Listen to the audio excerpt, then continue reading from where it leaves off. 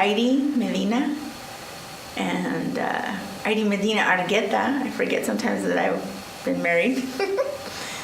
And I'm a writer, I'm a poet. I have been writing since I was 9 years old. That's the first time that I remember actually writing down words. And I haven't stopped since. And I started to keep a journal at that time. And even now, sometimes I go back to the ideas in that journal. I don't have the journal anymore, but some of those ideas are still on the front of my mind. Who I am, my identity, where am I going, what am I doing? So I still write about those things. I live here in Fresno now, and I've lived here since I was 17, and I am now 41, so that's a long time. I claim this as my hometown now. I have my own poetry reading now, so that's a lot of fun because I get to meet other poets and people who are passionate about poetry. That's my number one passion outside of my family, my children, is my poetry and sharing poetry with other people. Well, I used to have my reading downtown at the Galleria at a Mexican restaurant called La Torta. And I love that place. I enjoy downtown, especially that area right there in the Civic Center Square. During the daytime, it's so full of life. There's so much buzz going on. There's politics going on. There's all the office crews out there. Everybody's talking. Everybody's walking really fast, going to have lunch, going to have coffee. And I love all that excitement. I love being out there in the daytime. And this is my poem for wanting to see that at night, too. So it's called Can You Hear Me, Fresno?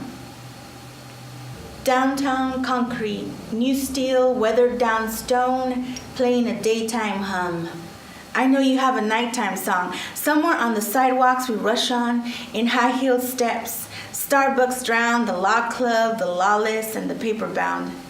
We have deadlines and briefings and clouding the mind. And we wake up walking into daydreams, sealed away in cell phones and on iPods. Stop. Until the light turns green, and we march down and up the stairwells. Fresno's high-rise heartbeat, it echoes, it's amplified by the string of lights shining in my eyes. I can see it, I can hear it.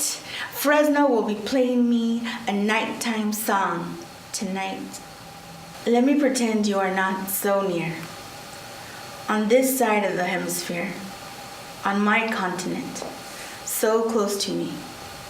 My thoughts travel along the fault line to the edge of the ocean canyon of the bay. I look behind the fog, where the roads are lined with hills of strawberries that give way to evergreens. So close to where my first heartbeats were heard, by the sand dunes, the artichokes, and the salmon that swam right up to my father's fishing pole when we were hungry. All the way to where the morning air tastes of sea salt. This is a caress from my valley, sun-baked May through October, shut away from the warmth of the sun December through February. Our weather is always at odds, two sides of a mountain. I put my hand on the ground and cause a quake at your feet. I am your California girl. I am native to this land. I belong here as much as the flame-loving chaparral, and I can be just as quick to burn when the winds ignite around me. You and I, we are so close.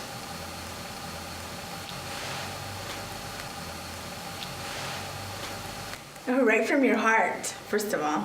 Don't sit down and say, I'm going to write a poem today. I don't know. There are some people who can do that.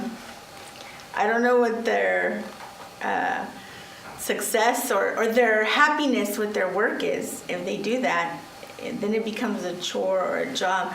But some people like to be disciplined that way. You have to write from your heart. I think that's the best advice I ever got from a professor, from a teacher in high school. She told me, write what you know. So if you know this feeling, write the feeling. If you know this place, write about the place. If you don't know about it, Don't try to make a poem out of it, because you're going to be able to tell that it's all fake. Yeah. So write what you know. My name is Michael Jasso. I'm a spoken word artist from Visalia, California.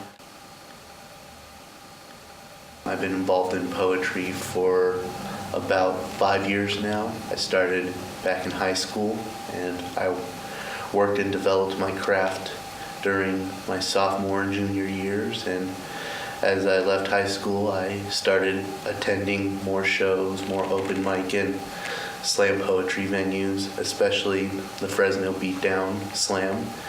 And since then, I have started my own show in Visalia called the Loudmouth Poetry Jam, a monthly poetry slam competition that takes place every second Saturday. The Loudmouth brings in all the best and talented poetry from all across the Central Valley. We've had so many upcoming and talented poets get their start at our venue.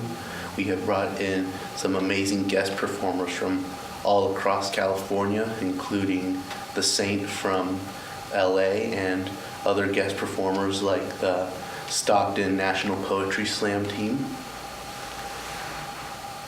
We are going on to our second year of hosting the shows in Visalia. We have been a part of other groups such as the Beatdown Slam and the Visalia Arts Consortium. We have performed at different festivals such as the Porterville Art Walk, the Visalia First Fridays, and the most recently the Visalia's Taste the Arts Festival, which brings in a multitude of artists, performers, musicians, all taking place in downtown Visalia. My first poem is called Heavy Metal Gospel. It's a poem that basically incorporates faith and music, two things that are important to me. I got my start in poetry through music, so I kind of wanted to touch up on that influence because I began as a musician. I would write my own lyrics, and after I injured my wrist from an accident, I could no longer play instruments. So I continued to write lyrics, but as it went on, it just started to become more like poetry rather than music. But this poem, I wanted to go back to my musical upbringing and bring that aspect out and share that. He was baptized under the spotlights, and he carries his guitar the same way Jesus did for his cross and our sins. Every new song he writes is a prayer, a dedication, and his hymnal is the tattered notebook he keeps in his back pocket. Every Friday night, he's at his altar, beginning his opening prayer with a riff that you would proclaim came from above. Because tonight is the Sabbath, and I'm willing to bend at the knee and take communion from a musician. Because I am a believer. So call me a rebel, call me a sheep. Turn your blind eyes and send me your shame. As long as he calls me disciple, I will be a first-hand witness to his miracle. Because I have seen the light and the heavens part on his stage, and like a faithful disciple, I will spread the word of my holy rolling preacher, who opened my eyes to the 10 Commandments. Our Sabbaths are painted black, and the short path between the stairway to heaven and the highway to hell are balanced along the same bass riff. Our New Testament is built upon Motorhead, Metallica, the Rolling Stones, Judas Priest, Thin Lizzy, Van Halen. Can I get an amen? So it came to no surprise to me when he committed self-crucifixion by tying his E-string around his throat. It only took a few Pharisees to tell him he would never make it big. So now listen to my opening prayer. Sleep now, teacher. Your message will be spread, and I'll be waiting at your altar when you rise again. Saturday nights are reserved for those who have Broadway ambitions and Cadillac dreams. Another day that becomes as sacred as the Sabbath to those who couldn't find comfort in the rest of the week. A moment in time that belongs to the ones that have been forced to wear labels. The ones who have trouble sleeping because they slave away in the night to make their dreams realities. I'm talking about the kids who have spent time hiding in the backstages. The kids who waltz along the rafters, drawing open the curtains, planning, reciting, working towards their spotlight moment. Cut to scene 1. Action. We are the ones who write the music to inspire others to dance. We write the poems that ignite the masses, and we paint the murals on the sides of abandoned libraries to remind us of our journey. A journey which we all wear in one shape or another. We were the ones who have had our lunch money taken, the ones tripped in the hallways, pointing, laughing. We have been called every horrific name, and they still think we can change. They see us as different when all we did was discover our own definition of beauty. They can call me crazy for imagining a world with the freaks as artists, the outcasts as leaders, the outsiders who attempt to take a stab at the monotony of society and call it a revolution. Cut to scene 2. Action. Maybe this is why I consider scars beautiful. Representations of the final step of the healing process. This is why we own those Saturday nights. This is why we dream of bigger stages and luxuries they told us we couldn't have.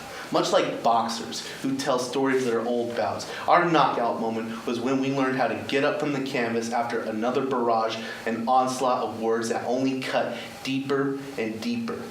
We are the marks society has self-inflicted upon her rough exterior, and we have engraved ourselves deep within her subconscious, because we can heal, we can move on, but we can never be forgotten. Cut to final scene. Action. Saturday nights are sacred to us because we are the ones who built our stages upon pedestals since we dare reach further than they allowed us.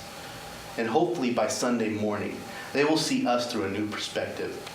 By Sunday morning, they will see us through our point of view. By Sunday morning, they will see beauty redefined. Close curtain. Take a bow. Exit stage right. Well, growing up, I was bullied a lot, and because I was bullied, I lost a lot of confidence in performing.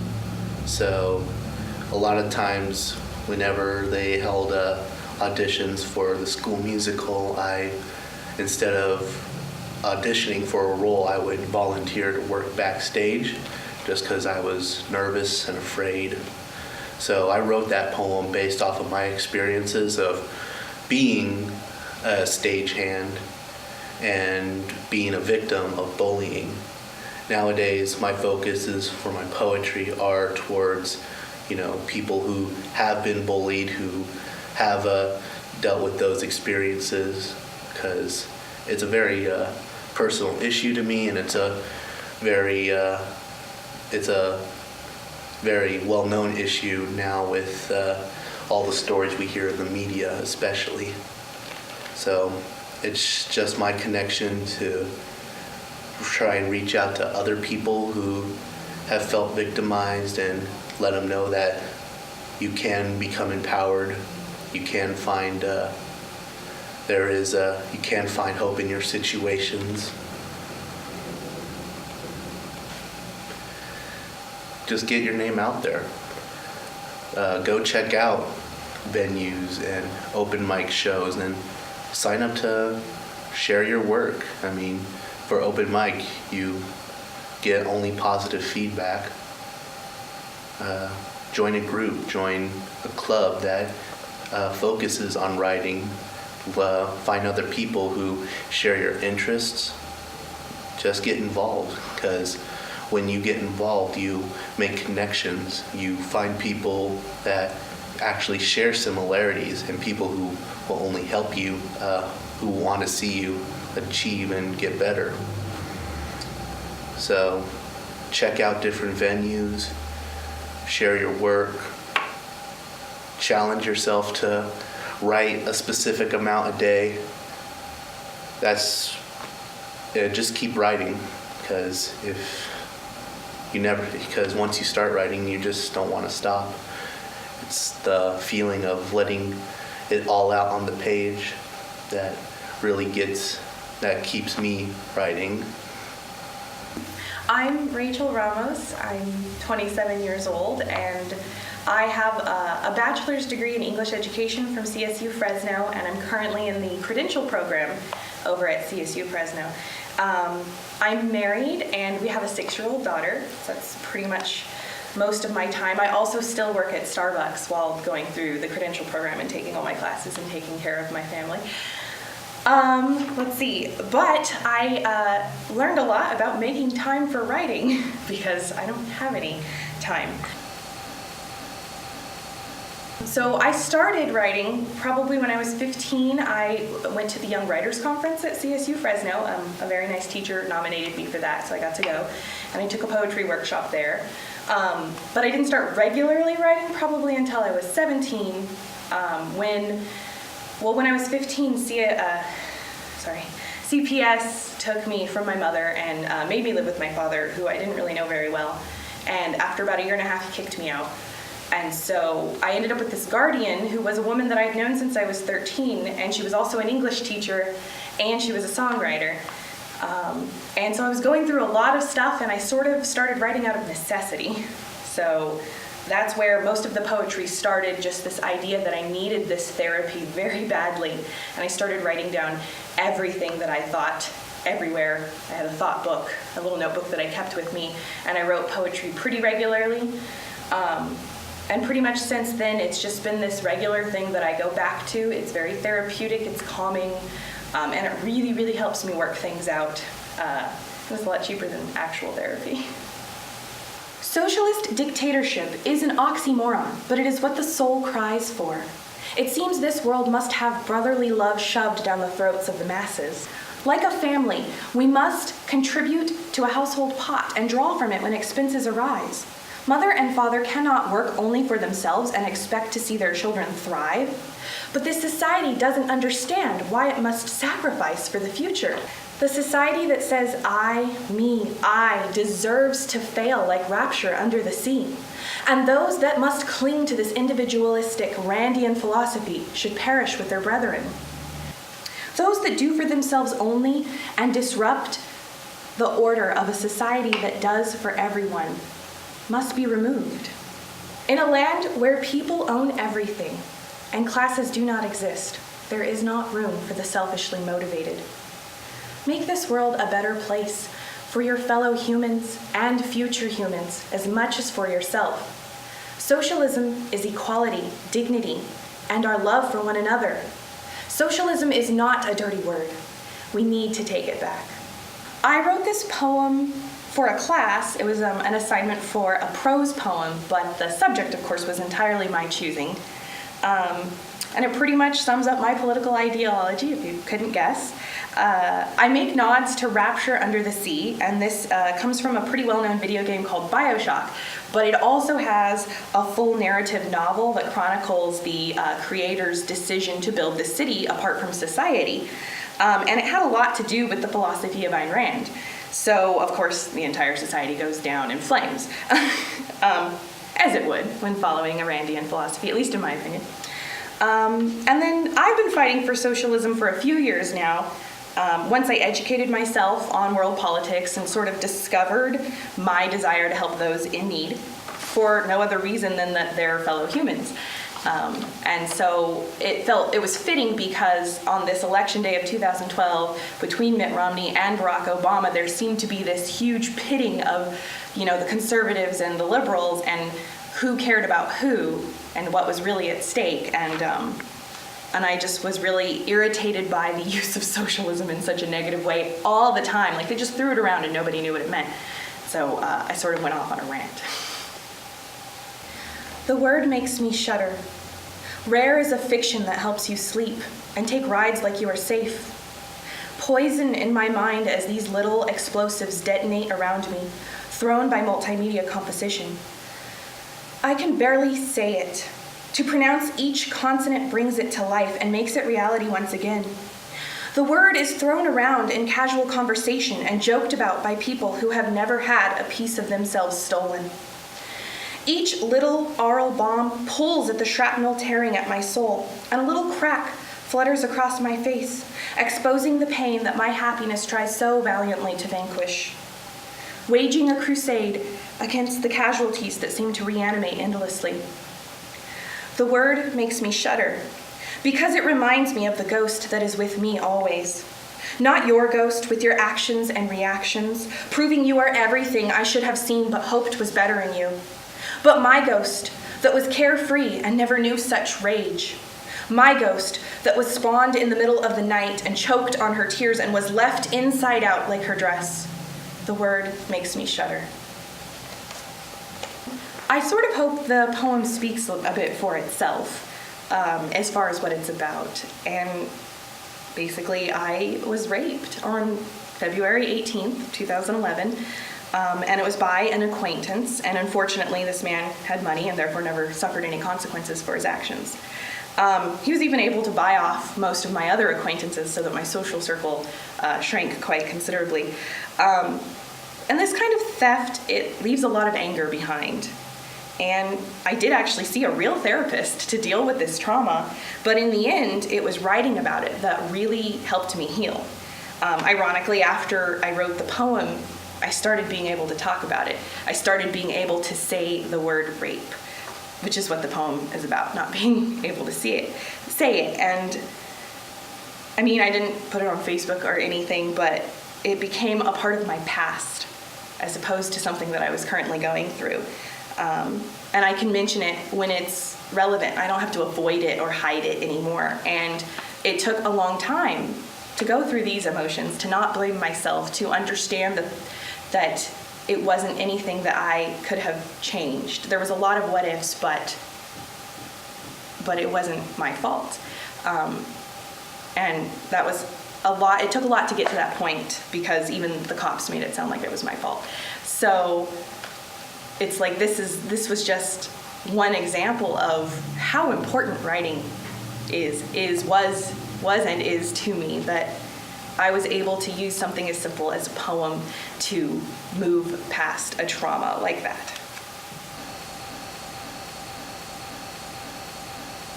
First and foremost, my advice would be to write everything.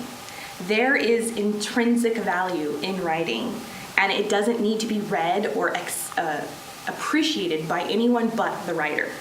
And then on top of that, when you write everything, something's going to come out of it. Because probably for every 10 poems I write, I only think 2 or 3 of them are good enough to see the light of day.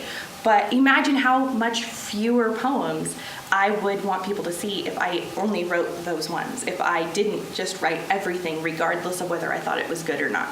And a lot of times, your opinion doesn't matter anyway, because you're a lot harsher on yourself than anyone else. And then probably the other thing that I have to do is make time for writing. I have to make it a priority, and I don't make it a priority, I won't do it. It's like that exercise that I never do because I never make time for it, because I haven't set aside a time in the week or the day where I sit down and produce something beautiful, which is important to me as a student because everything I write is for school. And there's something good for your soul when you write something beautiful. So if you don't make time for it, it's not going to happen. And part of making time for it would be to write down everything, whether you think it's good or not. Because sometime one of those things that you wrote down is going to be good.